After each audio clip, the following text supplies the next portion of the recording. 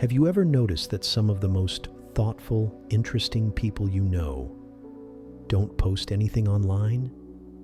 They scroll, they observe, but they rarely, if ever, speak.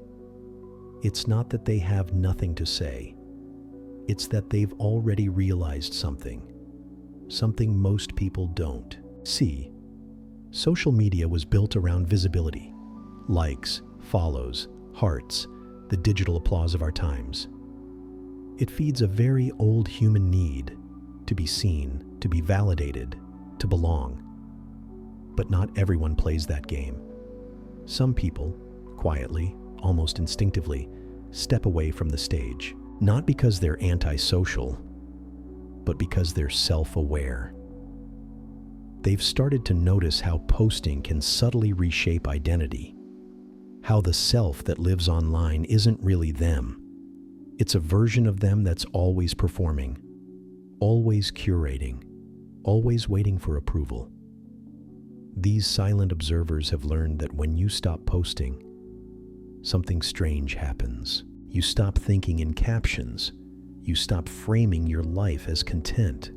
You start living again without the invisible audience watching. And it's peaceful, but it's also lonely. Because while the world shouts, they whisper. And in that silence, they begin to see. Psychologists say people who don't post often fall into a few mindsets. Some are highly self-conscious. They overthink every word, every photo. They fear being misunderstood, judged, or mocked. Others are deeply private, not because they're hiding something, but because they value mystery. They see their inner life as sacred, something not meant to be packaged for display. Then there are the analytical types, the thinkers, the observers. They watch people post endlessly, and they see the patterns of validation and insecurity unfold like a social experiment. They'd rather study the noise than join it. And finally, there are those who've outgrown the dopamine rush. They've posted before. They've chased the likes. And they realized how empty it felt, how easily the applause fades, and how quietly the algorithm moves on. Here's the irony. The ones who don't post often have the most to say. They just prefer to say it in real conversations, not through pixels and filters. They've learned that meaning doesn't need an audience, that you can still matter, even if nobody's watching.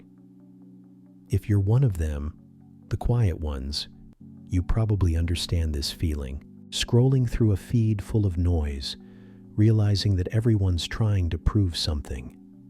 And you're just trying to be. There's power in that silence. It's not withdrawal, it's awareness. It's knowing that your worth doesn't depend on visibility.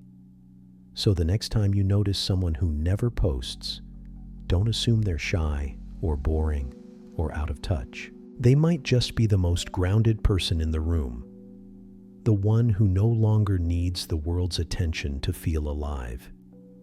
Because sometimes the loudest minds say nothing at all. But silence doesn't mean absence. In fact, silence can be a kind of rebellion. In a world addicted to noise, to post nothing is to resist. It's a quiet statement that says, I don't need to prove my existence to feel it. These people still think deeply, laugh loudly, love intensely, just away from the spotlight. Their validation comes from alignment, not applause, from peace, not performance. Some might say they're disconnected, but maybe they're the only ones still connected to themselves. When you no longer measure life in notifications, you begin to feel moments as they truly are, unfiltered, unstaged, real. You start noticing the texture of silence, the depth of a single conversation, the beauty of being unseen, and yet completely whole. Maybe that's the paradox of this generation. We've never been more visible, yet we've never felt more invisible.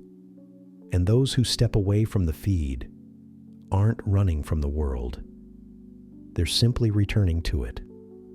Because the truth is, you don't disappear when you stop posting. You just become real again.